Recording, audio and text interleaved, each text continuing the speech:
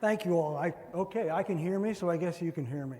I am something of an outlier at this conference because I don't have anything about ancient civilizations, catastrophic impacts, sacred geometries, or magic plasmoids.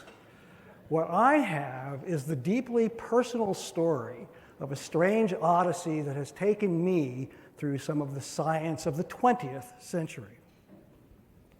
So, by the way of a first step to bring you all along on this journey with me, I'm going to share with you something I stumbled on about 20 years ago from a dean of early science fiction named Eden Philpotts, who said, "The universe is filled with magical things, patiently waiting for our wits to get sharper."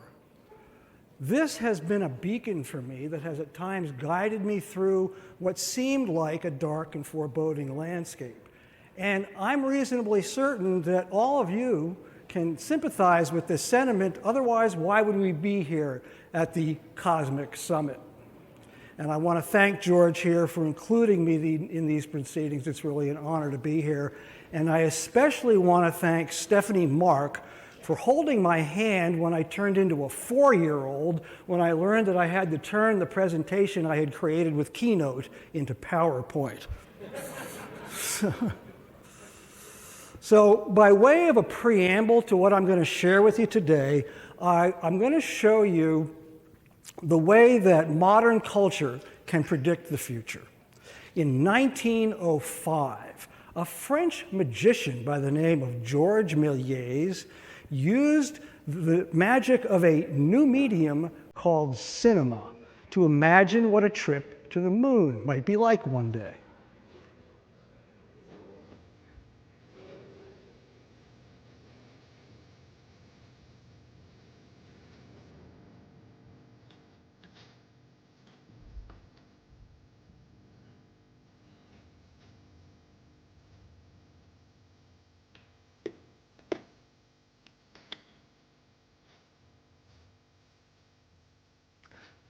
And then, just 64 years later, 2.5. We got some dust. Contact light. We copy you down, Eagle. Listen, Tranquility Base here. The Eagle has landed. Roger, Tranquility. We copy you on the ground. You got a bunch of guys about to turn blue. We're breathing again. Thanks a lot. All right, I'm sharing that with you because for 40 years now, I've been obsessed with a scene from another movie from the 1980s and wondering if it has similar predictive qualities.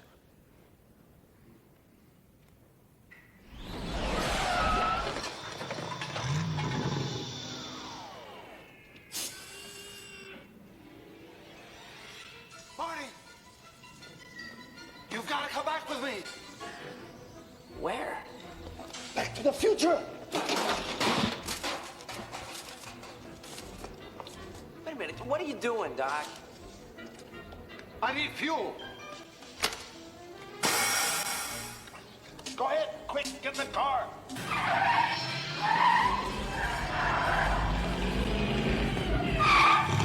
Hey, Doc, we better back up. We don't have enough road to get up to 88. Roads?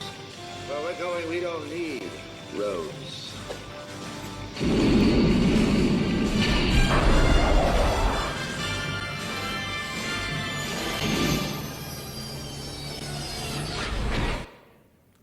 All right, to my sensibilities, there are at least 3 things in that scene that could be harbingers of things to come and quite possibly lost technologies from the 20th century.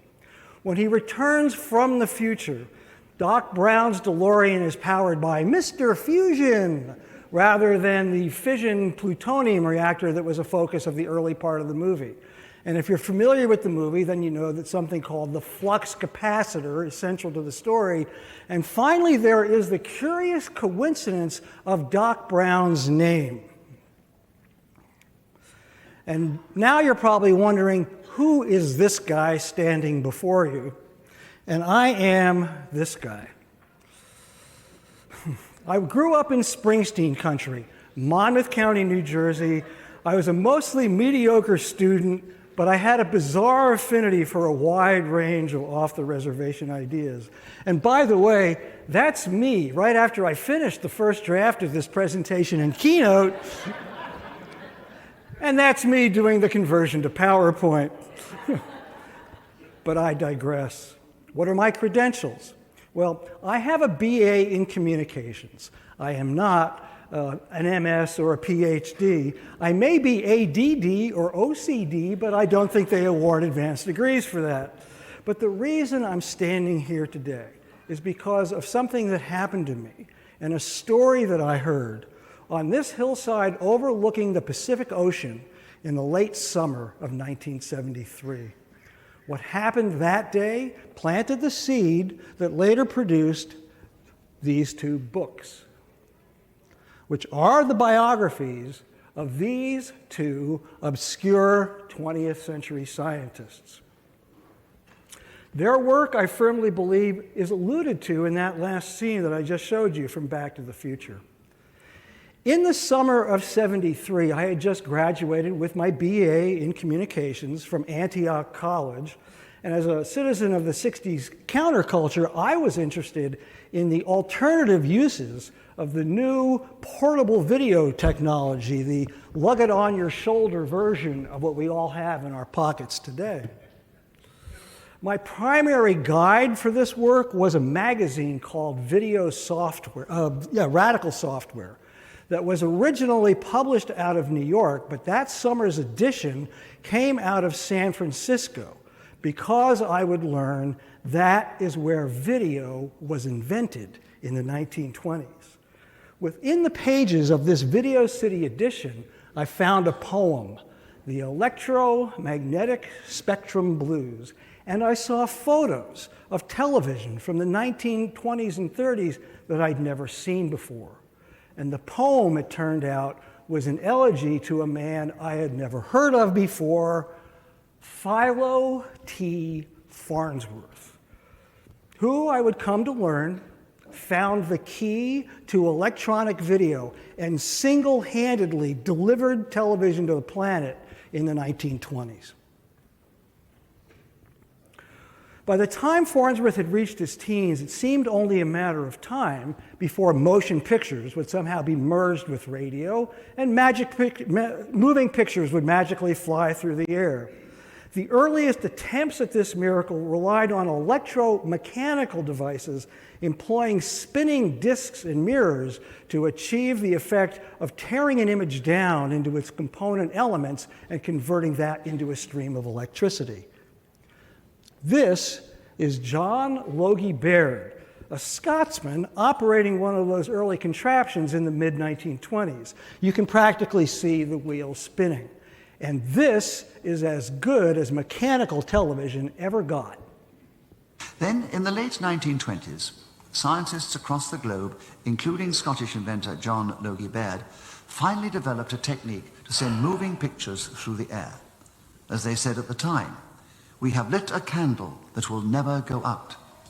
That light still burns today, and it is shining ever brighter. Well, if that light shines ever brighter, it is not, and I'm sorry to say this for any of the Brits here, it's not because of anything that John Logie Baird invented. How we got from that to what we have today begins in 1905 with this guy. In 1905, Albert Einstein published 4 papers that altered the course of human understanding.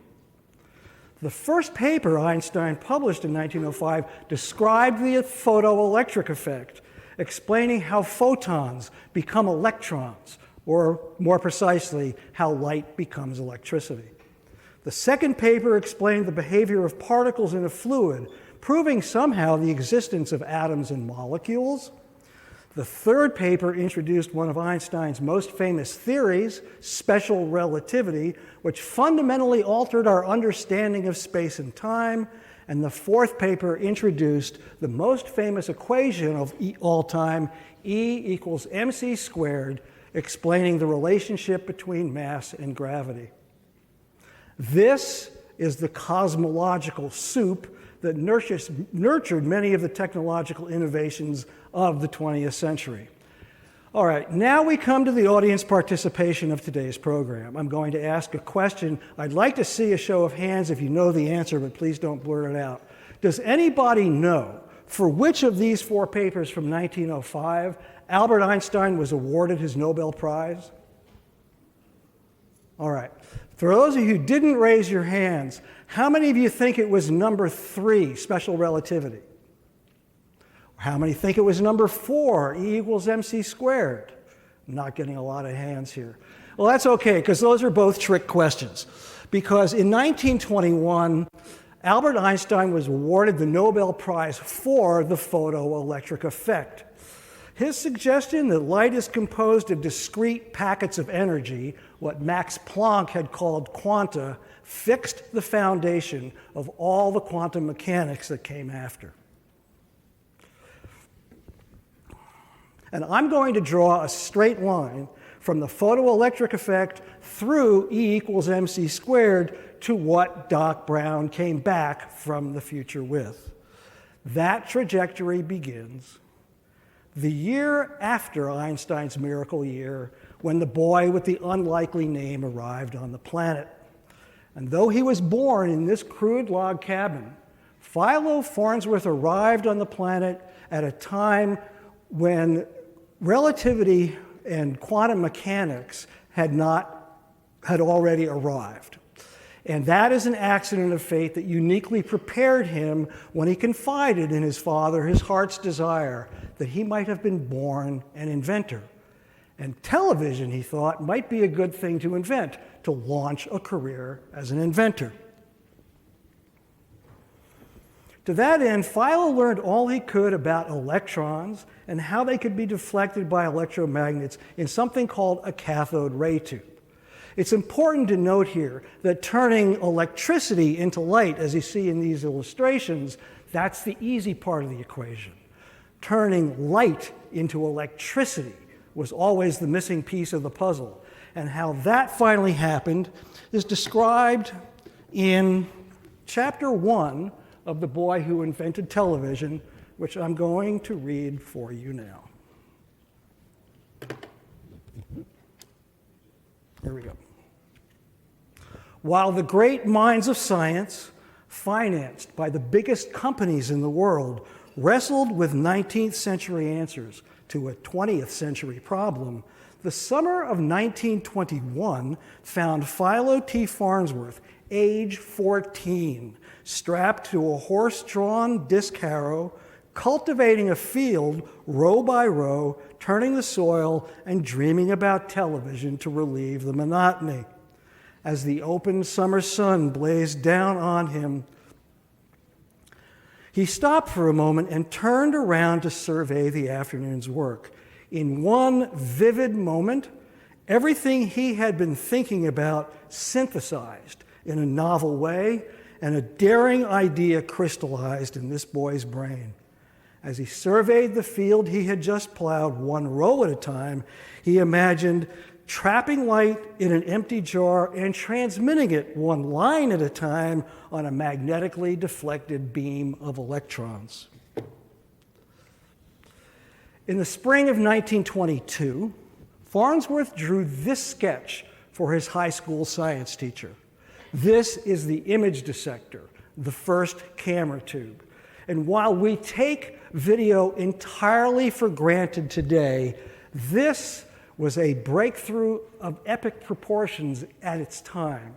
It was a breakthrough in what humans could do to focus and steer quantum forces and particles. And every video screen on the planet can trace its origins to this sketch. In 1926, he obtained some seed funding, what we would call angel capital today, from a group of financiers associated with the Crocker Bank in San Francisco. They set him up in this loft at the foot of Telegraph Hill in San Francisco, and in 1927, video as we know it finally arrived on the planet. With a single line of light being beamed into an electronic dissecting tube, and from another tube, a cathode ray tube, the simple image, the straight line, being hazily reproduced. The world's first all-electronic transmission of television. And while it may not look like much, what is lost to history is this is the first practical application of Einstein's cosmological soup, and perhaps a lasting gift from that universe of magical things. The many patents that Farnsworth was awarded during the 1930s were indispensable to the art of video, and he was famous for a while.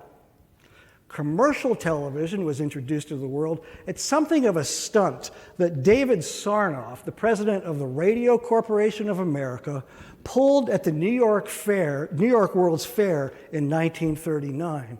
Later that year, RCA began selling televisions to an eager public and introduced the revisionist history that RCA had delivered television to the world. And where is Philo Farnsworth while all that was happening? By 1939, Farnsworth was pretty well burned out from having single-handedly delivered television to the world and the stress of having to defend his patents against monopolies like RCA. So by the time RCA finally agreed to pay Farnsworth for the use of his patents, he had retreated to a farm in Maine where he essentially sat out World War II. Now, after last summer's blockbuster movie about Robert Oppenheimer, we all know what happened in the first half of the 1940s, so you might be interested to learn who was the most renowned scientist of the day who did not participate in the Manhattan Project. In fact, early in the war, Farnsworth was invited to participate in Enrico Fermi's atomic pile project in Chicago, but he had grave suspicions about what the secret project entailed, and he confided in his wife that he wanted nothing to do with building an atomic bomb. Instead, Farnsworth focused his unique first-hand knowledge from years of experience messing with quantum forces to think of something that the assembled geniuses at Los Alamos could scarcely imagine. And that was the story that I heard on that bluff in Santa Cruz, California in 1973, which eventually led to this. So fast forward to the summer of 2002. As I was putting the finishing touches on the first edition of The Boy Who Invented Television, I was at a turning point in my life and wondering what I might do next. I was wondering if there might be another obscure but worthwhile inventor that I might write about, when out of the blue, an unsolicited, anonymous email showed up introducing me to T. Townsend Brown. Another inventor, the message said, whose work is forgotten and swept under the rug. Science in the late 1950s said that what he did defied physics, but the government classified his work. Where did it all go? If you go into the Nevada desert at night, you'll see an object flying around in a blue haze. That's where it went. And then there was something about the sharper image air purifier. So I Googled and I found a website sponsored by a friend of the family and read, Thomas Townsend Brown was a leader in the quest to find the link between the electromagnetic and gravitational fields, as first suggested by Albert Einstein. He advanced from theory to practice with the development of solid disks that generated temporary, localized gravitational fields. Brown's work became controversial due to its similarity with what is believed to be the propulsion method of some UFOs. And I read that and I thought, oh my God, UFOs? I had just finished writing the definitive biography of one of the most important unheralded scientists of the 20th century, and now I'm going to get into UFOs. Well, against my better judgment, I sent a message to the host of the website, and about a month later, I got an answer back that said, I spoke with Brown's daughter, and she thinks it might be fun. She was his primary research assistant, building prototypes and whatnot in the 1960s. Let me know if you want to pursue it. And that, dear Alice, is how rabbit holes are opened. Brown's daughter, Linda, and I spent 6 very difficult years trying to make sense of her father's life, an experience I have often likened to trying to assemble a jigsaw puzzle when there's no photo on the cover of the box. These days, when I'm asked to provide a summary of Brown's life, I usually start by asking, do you remember the ionic breeze air purifier? Well, it turns out the ionic breeze air purifier is based on an anomalous electrical effect that Townsend Brown discovered, coincidentally, as a teenager in the 1920s, just like Philo Farnsworth. But there are some who believe that that anomalous electrical effect, when applied in a different manner and with much higher voltages, produces an artificial gravitational field, or what is more commonly called anti-gravity, though Brown himself never particularly cared for that terminology. In other words, there was some evidence that Townsend Brown had found the physical manifestation for what Albert Einstein spent the latter years of his life trying to formulate theoretically, the unified field, inferring some kind of coupling between electromagnetism and gravitation. A few months ago, a YouTube producer named Jesse Michaels did a documentary about Townsend Brown based largely on my book, so I'll share with you now the thumbnail sketch of Brown's life that opened that nearly 2-hour documentary. Thomas Townsend Brown was born in Zanesville, Ohio in 1905 to a wealthy family. As a child, he would electrocute the soil with charged rods so worms would come to the surface. True He story. was touted as Zanesville's second Edison by the local papers when he made his first wireless telegraph at 12 years old. And like Edison and Einstein, he did poorly in school, earning mediocre grades in all subjects except physics and history, where he effortlessly earned A's. From a young age, Brown dreamed of interstellar travel and alien contact. Paul Schatzkin documents an intimate exchange Townsend had on a sailboat with his soon-to-be wife, Josephine. Someday, men will travel in space just as easily as we are sailing now. Great ships will silently push away from Earth, just as easy as the sailboat pushed away from the dock. So after nearly 6 years of trying to get to the bottom of this strange story, I was kind of forced to the conclusion that Townsend Brown spent one half of his life engaged in some kind of classified military research, and the other half engaged in covert intelligence operations, much of that to cover up the classified military research. That forced me to the conclusion that I was trying to write the biography of a man whose story cannot be told. That untellable story actually begins with the tube that you see the teenage Brown holding in this photo from a newspaper in Los Angeles in about 1924.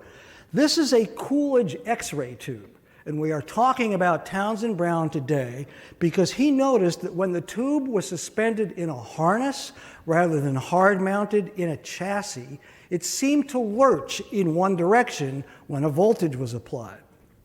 As Jesse inferred in the video you just saw, Brown did not fare well in the orthodox academic environment of Caltech.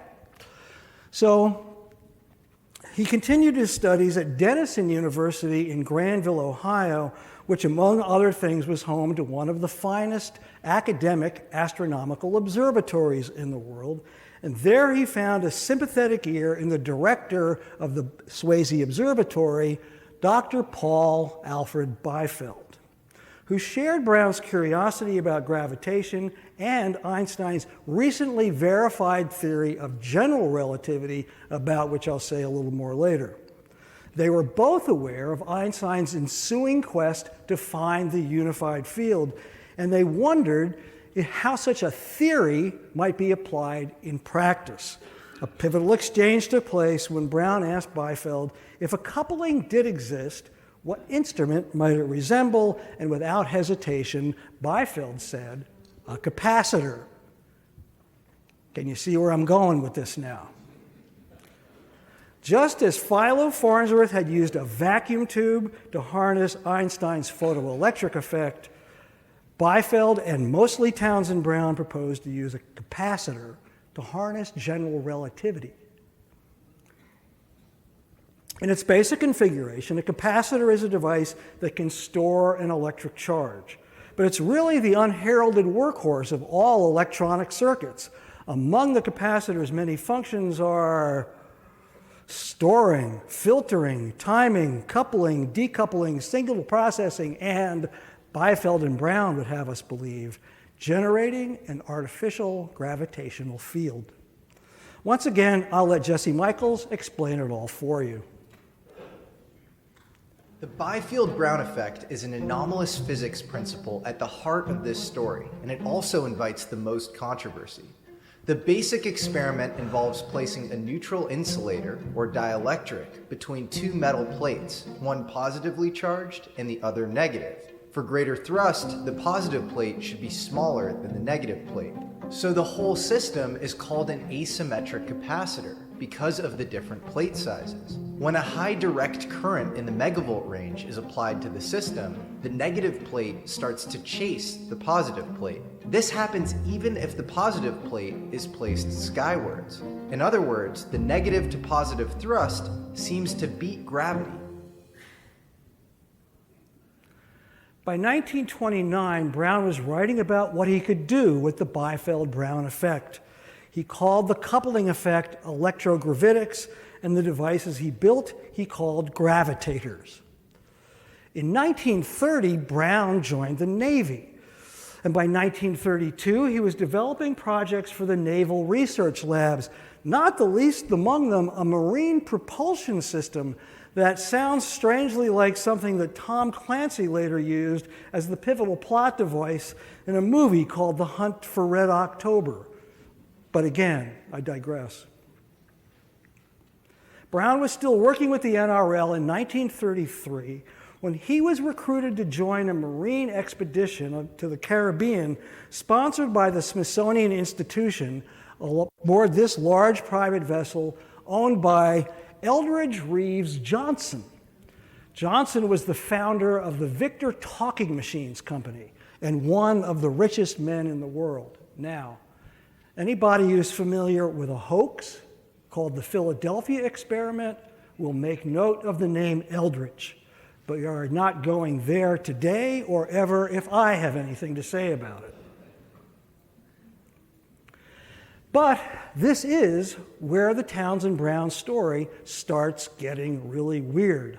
Because according to my sources, it was during this voyage that Townsend Brown was recruited into a private intelligence cartel that Eldridge Reeves Johnson formed with William S. Stevenson, who is the man that Winston Churchill later tapped to form all the Allied intelligence operations during World War II, and was given by Churchill the code name Intrepid. Brown continued to serve the Navy with distinction until his abrupt resignation in 1942, which has never been thoroughly explained. But within weeks, this highly skilled, newly minted civilian was driving across the country to Burbank, California, where he went to work at the Vega Aircraft Division of Lockheed, a place that was literally covered with a canopy of camouflage and fake palm trees. And it's worth noting that the Vega Division of Lockheed was actually the precursor to Lockheed's famous Skunk Works. So we have kind of arrived at the point in the Townsend Brown story where we can pull back the curtain and, oh damn, it's still black. Long story short, Townsend Brown starts showing up in the mid-50s experimenting with flying saucers. His story at this point becomes a tangled web of unorthodox science and deliberate misdirection, a concerted effort to test his own controversial ideas while simultaneously trying to throw others off the trail. It's about this time that the whole idea of anti-gravity starts to get traction in both the scientific and popular press. Gravity was a hot topic in the 1950s, not only among aerospace companies, but in academia as well. In 1957, physicists from all over the world gathered not far from here in Chapel Hill, North Carolina, for the Conference on the Role of Gravitation in Physics. The conference has been described as a pivotal event in the history of gravitational physics and was instrumental in initiating the search for gravitational waves. It also initiated the quest for quantum gravity, and according to some accounts, also planted the seed for what later became string theory. One of the sponsors of the Chapel Hill Conference was an industrialist from nearby Winston-Salem, Agnew Bonson, who heard about Townsend Brown at the conference in Chapel Hill and invited him to experiment at his private laboratory in Winston-Salem. So what became of all that interest in gravity and anti-gravity in the 1950s? We're going to ask a man named Hal Puthoff, a man who had his fingers in so many pies over the last 6 decades, I wish he'd open a bakery. There's a famous series came out in Miami Herald and other newspapers in probably the 50s. The author was Talbert. And he did a series where he found out that a number of aerospace engineering companies were suddenly interested in anti-gravity. It all sort of quieted down. And I could take 2 implications of that, and that is it quieted down because nobody ever got anywhere, or it quieted down because they did get somewhere and it went black. All right, what I've shared with you up to this point are sort of the thumbnail sketch summaries of the 2 stories that I have been focused on for pretty much my adult life. Now I'm going to attempt to tie those 2 stories into, oh, wrong button. There we go. That last scene in Back to the Future. About an hour into that YouTube documentary I showed you pieces of about Townsend Brown, Jesse Michaels addresses the same themes that I've been pondering for all these years and touches briefly on the coincidence of Doc Brown's name. Don't blink or you'll miss it. Was Hollywood dropping some breadcrumbs and naming the wacky scientist in the movie Doc Brown? His flux capacitor makes time travel possible back to the 50s, the moment physics went astray. What? What Jesse's alluding to here is a recurring theme that theoretical physics has reached some kind of an impasse after World War II, and that while countless new gadgets, gimcracks, and gizmos have been introduced into the world, there really have not been the kind of epic breakthroughs that Einstein and others brought to the world over 100 years ago. So stay with me now, because now I'm going out on the metaphysical limb to introduce what I call my theory of the missing fourths. We're going to look at a pair of potential breakthroughs that have not happened since the end of World War II and see how these 2 ideas, still relegated to the realm of science fiction, pull a common thread through Philo Farnsworth, Townsend Brown, Marty McFly, and Doc Brown. Here we go.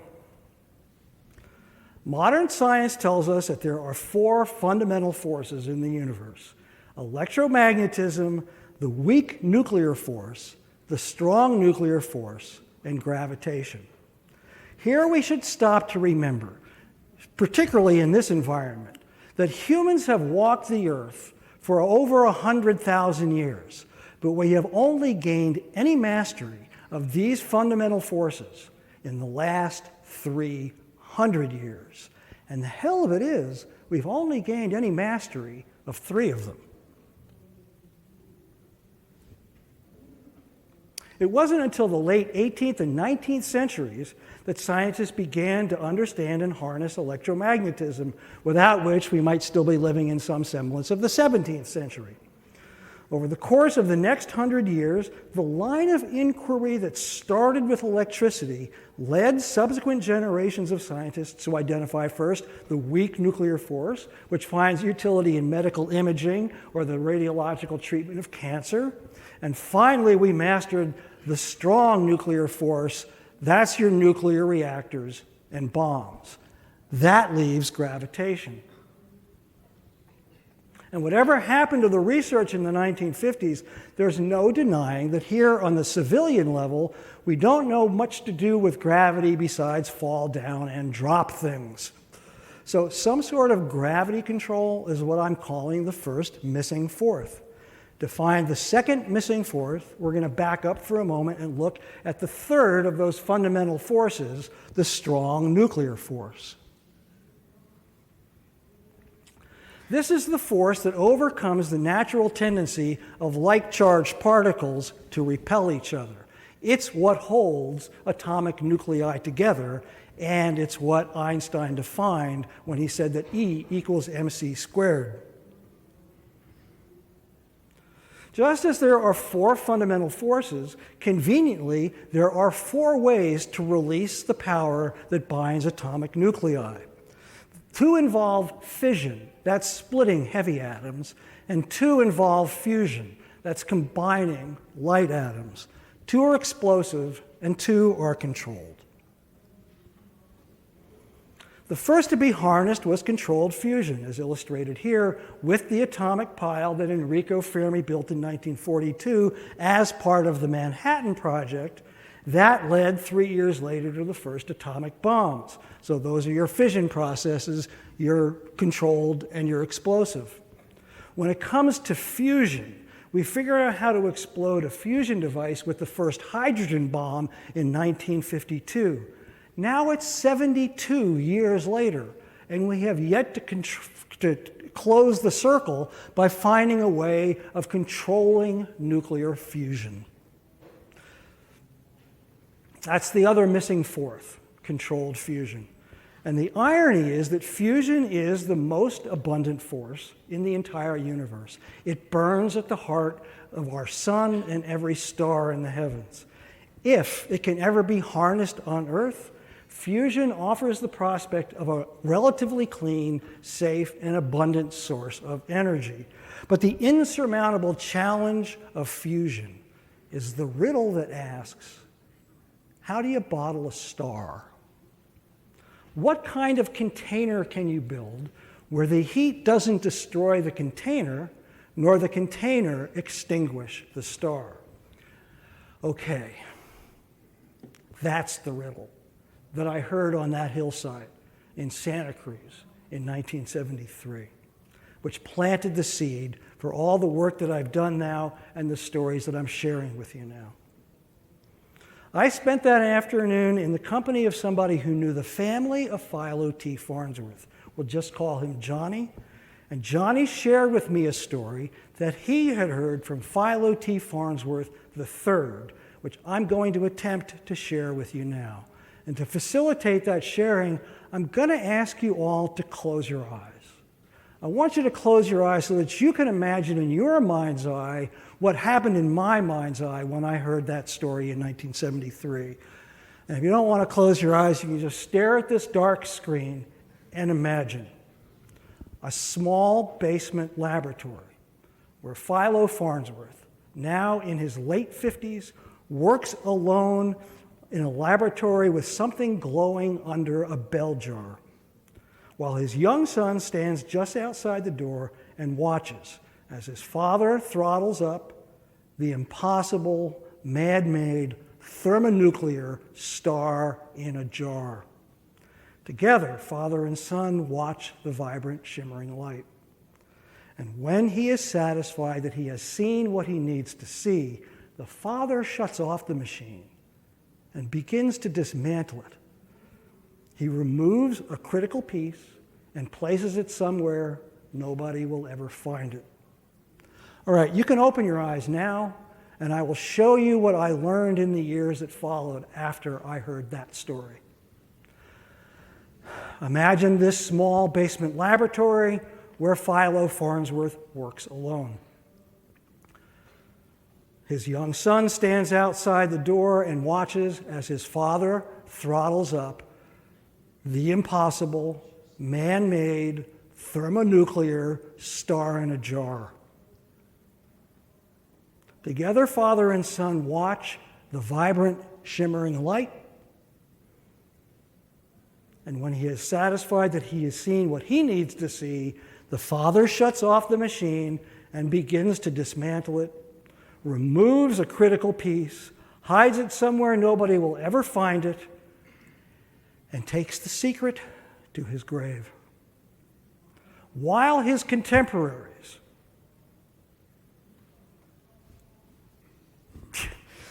were making a bomb out of E equals mc squared, Philo Farnsworth applied everything he had learned in decades of perfecting television toward using Einstein's formula to create a clean, safe, and virtually inexhaustible source of industrial energy from controlled nuclear fusion, a quest that seemingly eludes modern science to this day. So, yes, that story is an oversimplification, but not, I eventually learned, without some foundation in actual facts. One of the great privileges of my life is the friendship that I enjoyed between 1975 and 1987 with Philo T. Farnsworth III. Over the course of the time that this Philo and I spent together, he taught me the real meaning of invention. And he told me, some of you can see the bottom of the third. He told me that the story that I had heard on that hillside was apocryphal at best, but he also told me the detail that underscores the essence of that story. The patents, Philo III told me, are incomplete. A patent should serve as an instruction manual, written in such a way that anybody knowledgeable in the art should be able to build the device disclosed therein. But if something is deliberately left out of the patent, then the device will not work as intended. Something critical was left out of this patent. Now we're left to wonder, did Farnsworth crack the riddle of controlled nuclear fusion, or did the riddle crack him? Remember, he died just 3 years after this patent was issued at the age of 64.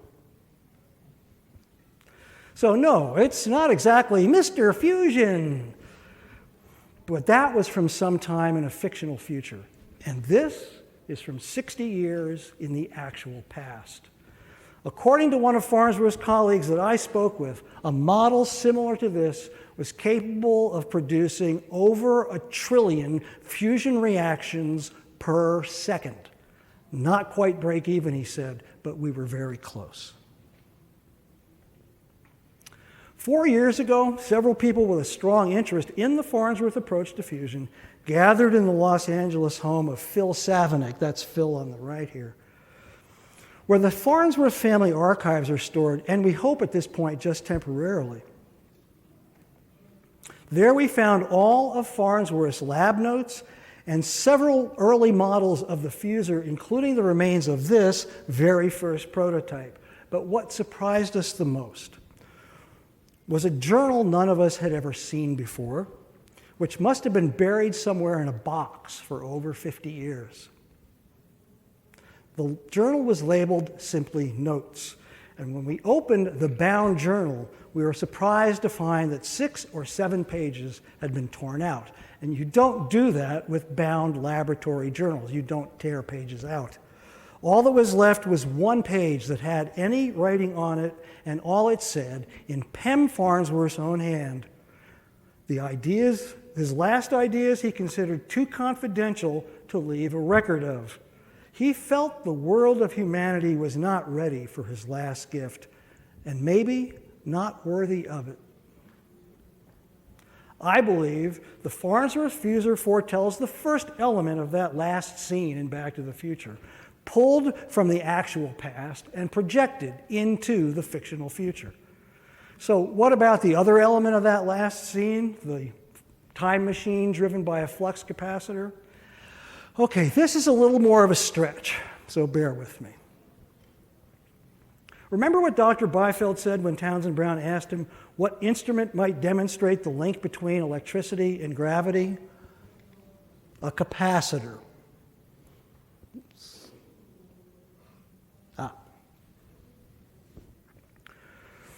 With that in mind, we'll take a closer look at Einstein's theory of general relativity. In general relativity, Einstein unified the three dimensions of space with the fourth dimension of time and redefined the fabric of the cosmos as the space-time continuum. And what we know as gravity, Einstein told us, is a curvature in space-time caused by the presence of massive objects like planets and stars. So, if space and time are the unified fabric of the cosmos, and gravity is induced by a curvature of space, doesn't that curvature of space also infer the curvature of time? And if, as Brown and Byfeld surmised, you can create an artificial gravitational field with a highly charged asymmetric capacitor, wouldn't that also imply a temporary localized bending of time? Like I said, I know it's a bit of a stretch to get from this to this, but I don't think it's an accident that capacitor was the term chosen for this fictional contrivance. I think it's an unwitting prediction based on Townsend Brown's discoveries, just like Mr. Fusion has some basis in the secrets that Philo Farnsworth wrestled with near the end of his life. So now the second obvious and unanswered question is, did Townsend Brown find a way to generate synthetic gravity? And with that, some way of bending both space and time? And if he did, then what became of those discoveries? What did Hal Puthoff say? It quieted down because nobody ever got anywhere. Or it quieted it down because they did get somewhere and it went black. To further focus this vision of the future based on these ideas from the past, I'm going to show you another way that I think Farnsworth and Brown were looking through the same crystal ball. Remember what Townsend said to Josephine when he took her sailing while he was courting her in 1926? Philo Farnsworth had what I can best describe as a corollary to the vision that Townsend confided in Josephine. When talking about the requirements of chemical rockets, Farnsworth used the analogy of the pineapple and the pea. Chemical rockets, he said, require a launch vehicle the size of a pineapple in order to lift a payload the size of a pea. Townsend Brown, as you can plainly see here, in the launch of Apollo 11 in 1969, where most of the fuel is burned, just getting the rest of the fuel off the launch pad. Townsend Brown called this brute and awkward force.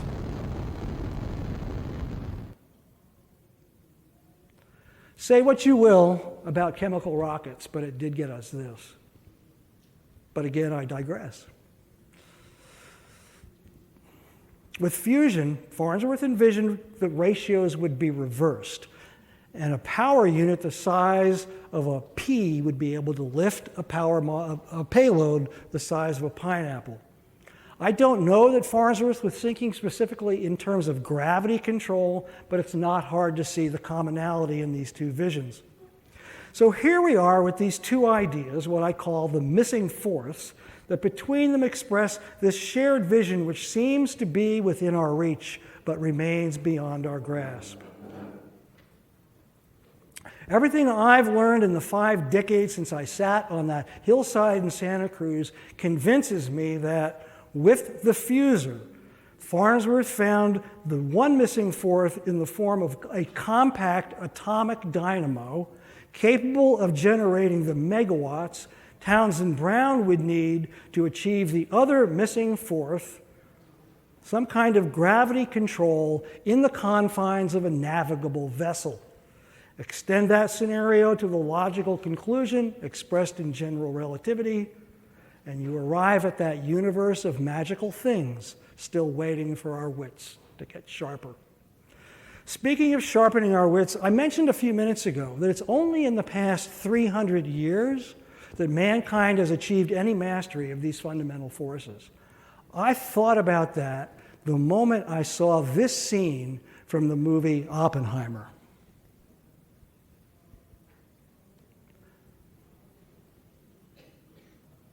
That is something that Isidore Rabi actually said to Robert Oppenheimer. But when I heard that in the movie theater, I just wished that I could have whispered into Dr. Rabi's ear a more promising culmination to those 3 centuries of physics. So I keep wondering, why can't we get the keys to the cosmic Ferrari, or in Doc Brown's case, a stupid DeLorean? And after all the time that I've spent thinking about this material, it all comes down to something that Philo Farnsworth said just before he went on to that great laboratory in the sky. I know that God exists, Farnsworth said. I know I have never invented anything. I have been the medium by which these things were given to the culture as fast as the culture could earn them. I think Farnsworth has put into words here something that he felt deeply, and that we as humans, with our ancient affinity for anthropomorphic deities, can understand.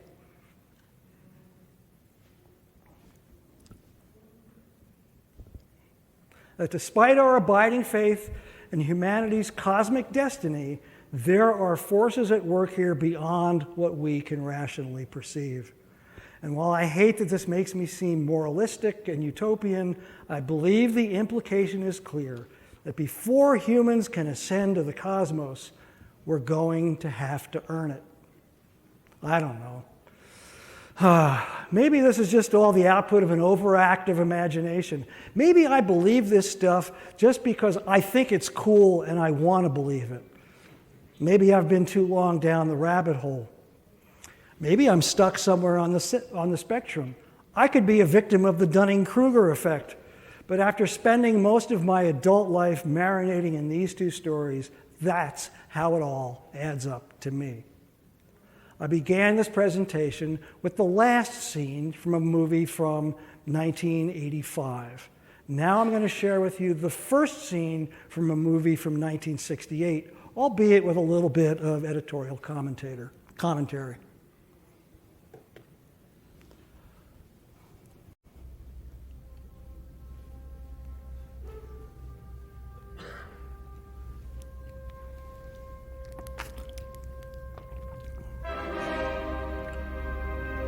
The Evolution of Man, with all due apologies to Stanley Kubrick. From the Alpha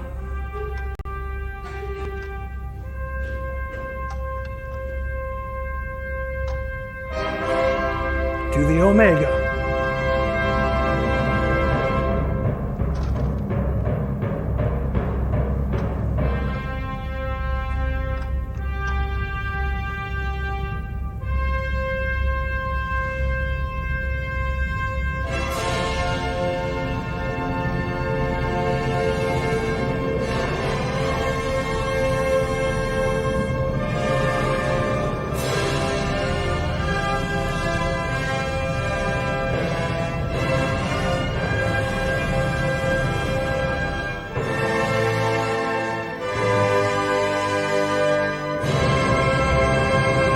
This is why we can't have nice things like fusion energy and gravity control.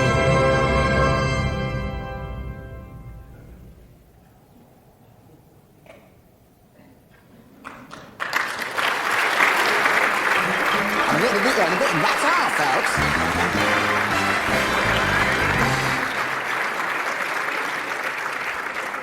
Thank you. Thank you very much.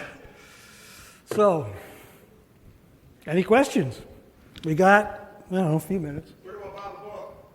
Oh, I'm going to have a booth out here. I have only brought, unfortunately, I only brought 24 copies of both books, but I've brought lots of QR codes so you can get to Amazon. Very good presentation, thank you. I have one question. Okay. How did the name Tell-A-Vision come about? Oh, there's a, somebody said once, the word television, it's part part Latin and part Greek. No good can ever come of it. And my understanding is that the origin of the term is there was a science fiction writer in the 19-teens and 20s. You're all familiar with the Hugo Awards that are awarded for science fiction writing? They were named for a man named Hugo Gernsback. And it's my understanding that Gernsback is the one who came up with the word television. What you got? You brought a lot up that made me think a lot. So the idea of earning it, I definitely agree, and I could see that we have a bit of a glass ceiling, perhaps, if this technology and these things have been going through the medium of somebody. We could have this technology and have a cap of some reason why we don't have it yet, but if you think about that force of lifting that rocket off, we really forced our way past gravity to do that, to kind of egotistically show that we can. But the link, I really find the link between gravity and time and space, very interesting. For anybody that deals in metaphysics and archetypes, the limits of space and time and the 3D bounds of everything are Saturn. And Saturn has this quality of societal, the limit. And I feel like there's this quantum level where we're getting ready to break through that limit. Thanks, George. The question would be, could you see that the capacitor is also a human being? You described it as something that stores an electric charge. Yeah. And we're going about finding it externally, and you need that to travel a group or a collective in like a UFO. But that inner knowledge of a capacitor, if we can figure out how we're the capacitor so that we can move through time and space. We're storing an electric charge. What are we doing with that charge? Has that ever come up? Okay, that's a little beyond anything. I like the idea, but it's a little bit beyond anything that I've thought of. But as you were talking about the four fundamental forces and the rocket power, that was also a force, in that instant, I wonder why didn't I include that as one of the four fundamental forces? And the thought that occurred to me is because that is not one of the four fundamental forces that we discovered in the 20th century. We're going into space using the same force that cavemen used to barbecue their wildebeests. It's fire. Yeah. But my point is that one of the things that Farnsworth talked about was everything that we've had up until these last 100 years or so, he thought of as the low energy epoch, and that once we've figured out how to control fusion, we're going into a higher energy epoch. We're going to have much more energy at our disposal, hence the difference there. But I like the idea that humans are also capacitors, that we have a lot of electricity going through our circuitry, and maybe that's that's why we're here at the Cosmic Summit, to explore such ideas. And besides time travel and space travel, fission and fusion, if we get that together, maybe teleportation becomes a little bit more. There you go. Hi.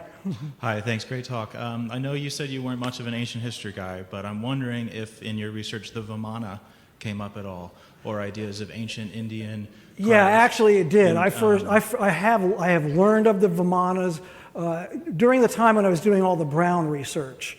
That came up. And I have no particular perspective on that or knowledge to share on that subject other than, there's another interesting curiosity. Did you run into anything similar on fission or fusion or exotic power sources from ancient technology? During those epochs, no. Thank you. Oh boy, here's Bob. Thank you, Paul. Excellent speech. I could learn a lot from Careful your now, succinctness. go easy on me, Bob. Okay, so of course the Farnsworth fusor is electrostatic confinement. That's right. Could you consider that Doc Brown's Mr. Fusion device was actually a magnetic flux capacitor rather than an electric flux capacitor? If you're asking me if it uses magnetic containment, I will say categorically no. Magnetic containment, I think, what we're talking about, mostly when we're talking about magnetic containment of nuclear fusion, we're talking about these giant monolithic machines called tokamaks, which I like to call whirling hot Russian donuts. And they are always going to fail. Yeah. But there is work done in 1971, which has been replicated in 2021. Yeah, there's some interesting connections with all that in the Farnsworth story, but we'll talk about that later maybe. But somebody said that trying to confine a plasma with magnets is like trying to hold hot Jell-O with rubber bands. However, if you confine plasma with plasma, it's a different story. Well, yeah, how do you define the plasma that's confining the plasma? come and see my talk at 11 o'clock. Oh, I will. Hi, good morning. How does the capacitor generate lift? Well, you had to go back to the little video that Jesse Michaels described there. If it's an asymmetric capacitor, then there is more charge on the larger plate. And the phenomenon that we're talking about, the answer to your question, is the Biefeld-Brown effect, which is this anomalous electrical effect which causes the negative plate to chase the positive plate. So the answer to your question is there's an anomalous electrical effect that produces that. But do they have to do it inside of a closed container, or could they do that can they do that outside without a container, or do they have to contain that capacitor inside of a system so that it can generate its lift? I don't know the answer to that one. Sorry. No worries. Thank you. Okay, guys, thank you. That was Paul. Everyone, big round of applause for Paul. Thank you.